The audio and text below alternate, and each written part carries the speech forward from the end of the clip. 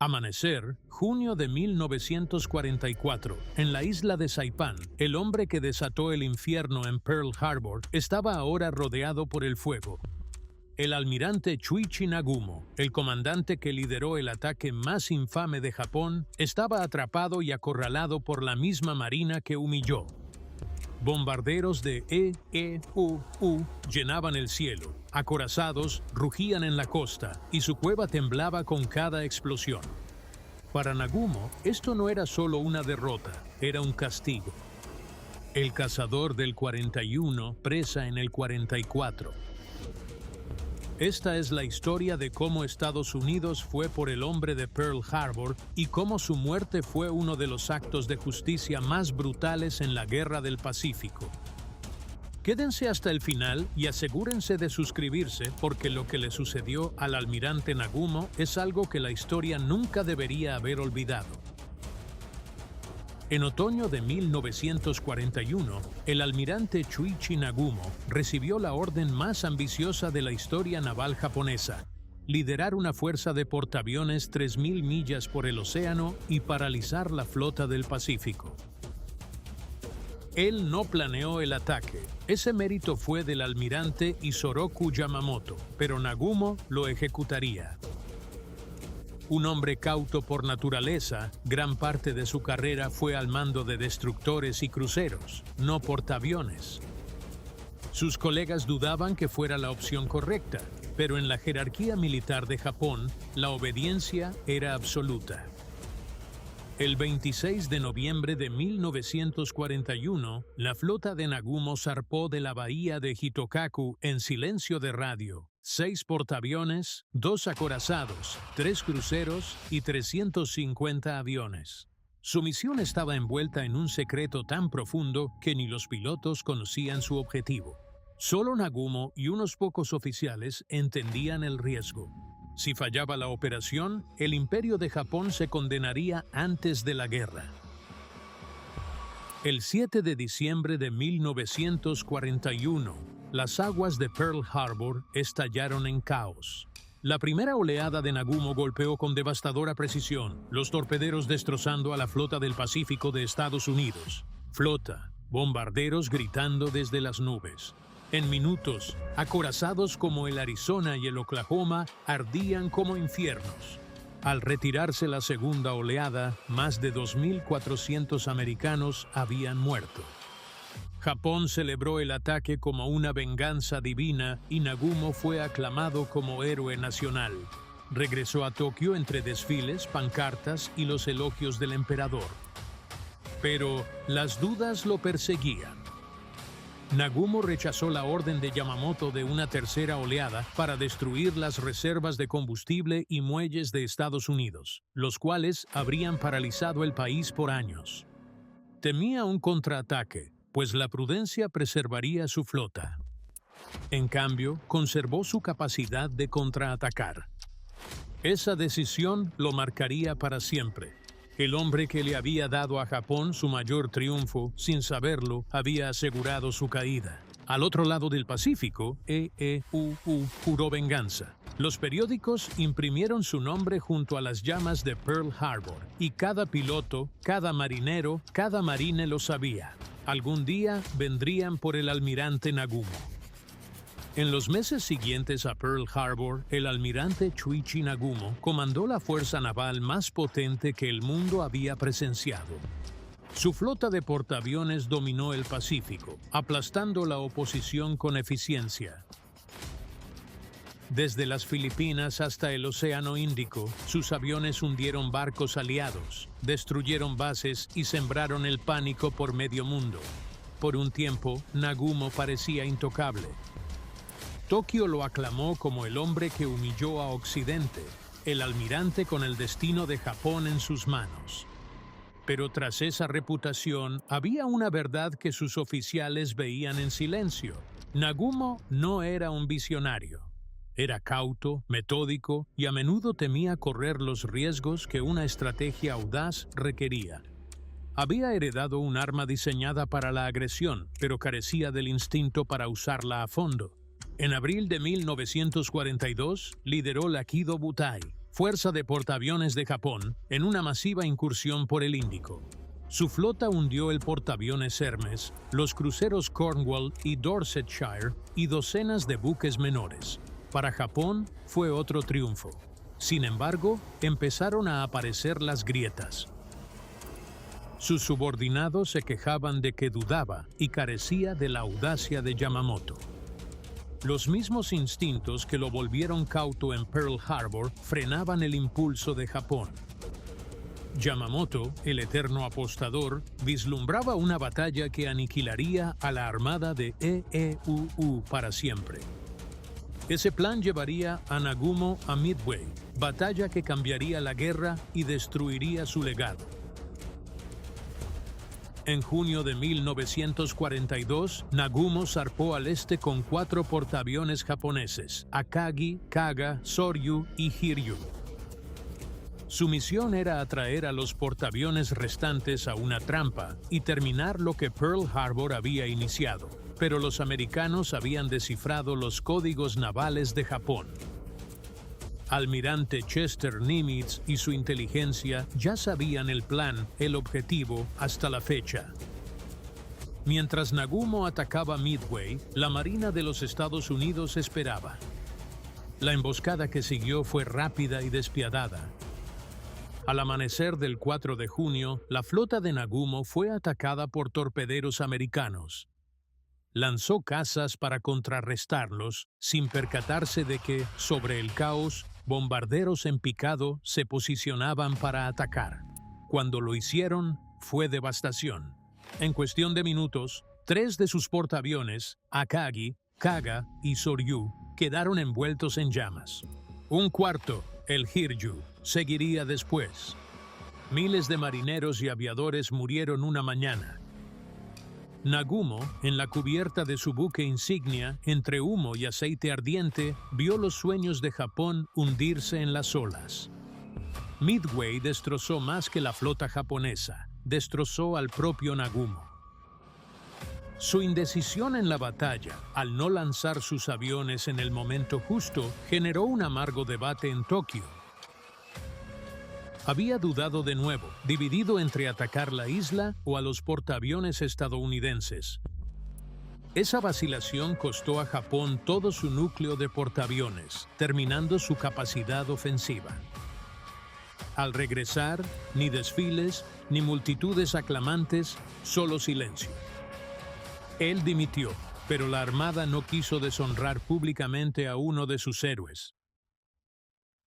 Fue reasignado. Su gloriosa carrera quedó sepultada bajo la vergüenza.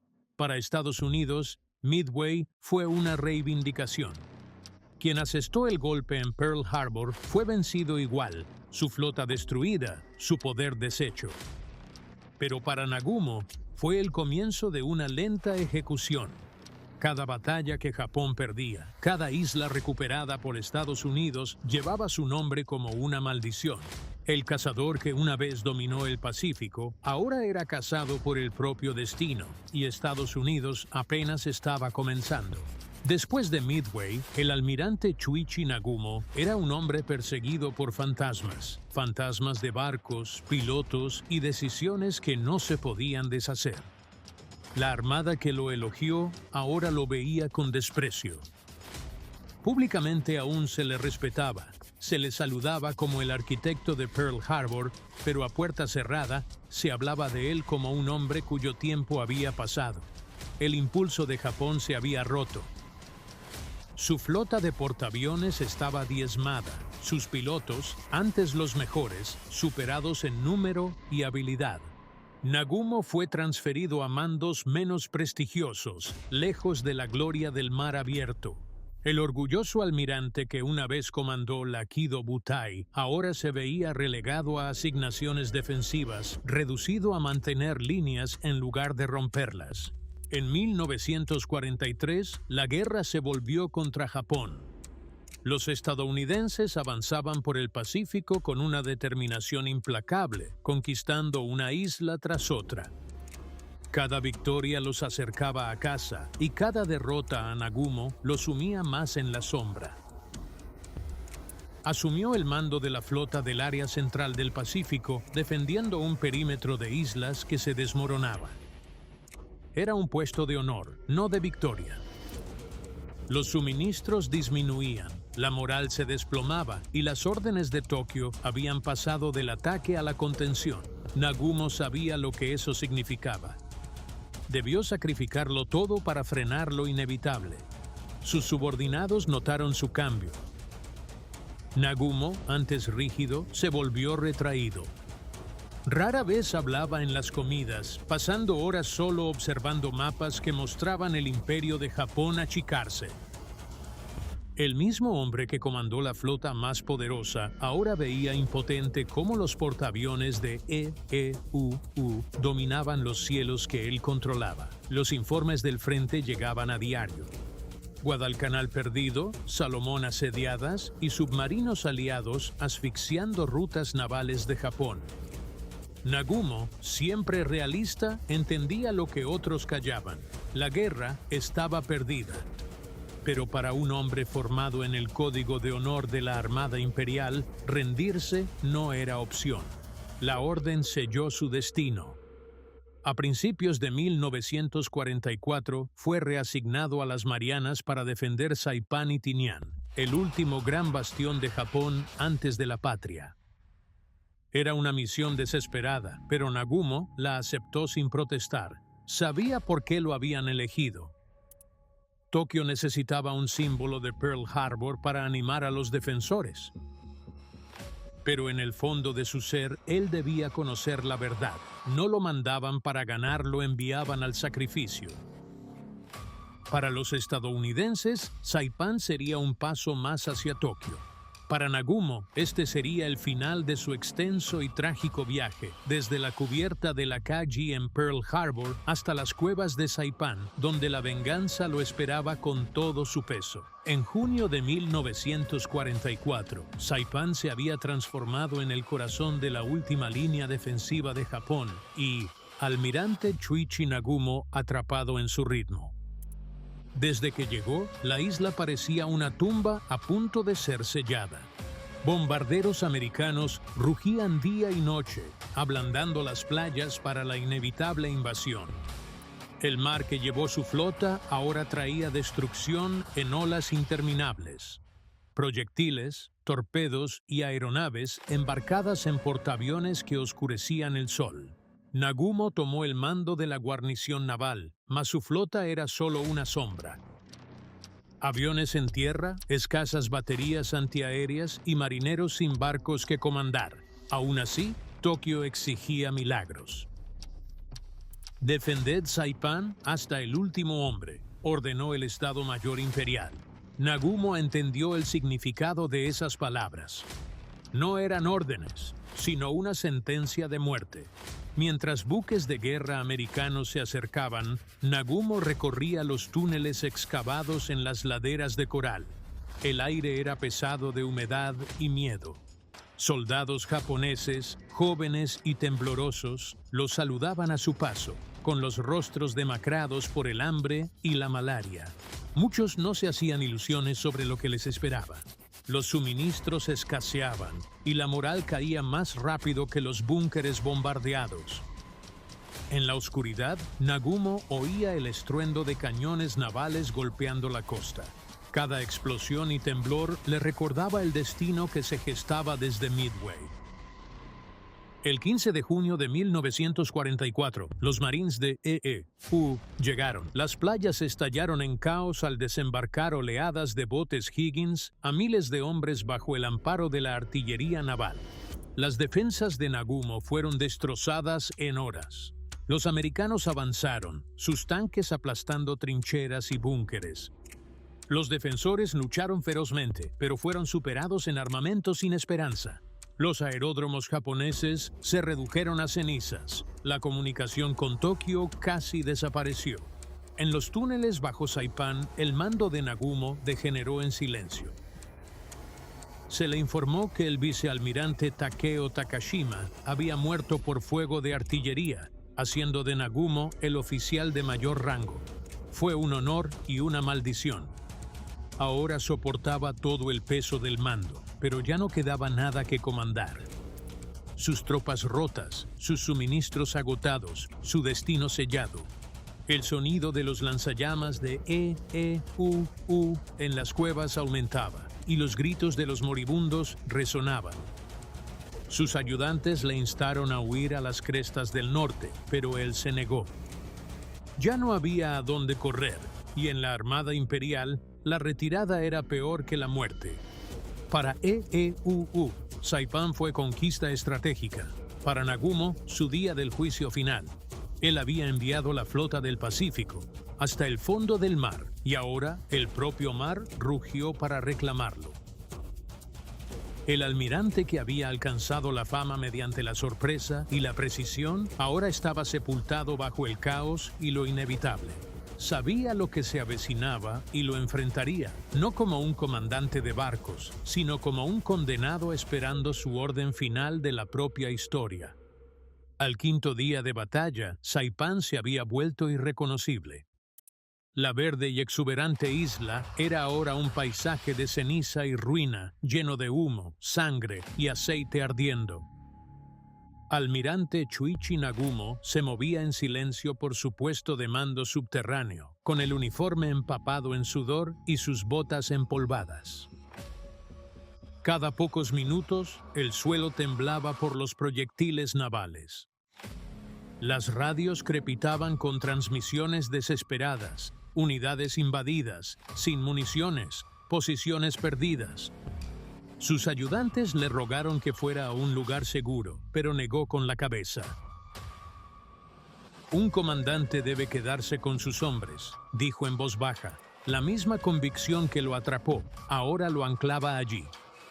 Afuera, los estadounidenses apretaban su control. La segunda y cuarta división de marines avanzaron tierra adentro, hallando feroz pero fútil resistencia japonesa.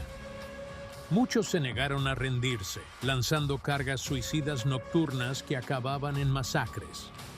Los cuerpos de tropas japonesas cubrían los campos de caña y seguían llegando, impulsados por el código que sellaba el destino de Nagumo.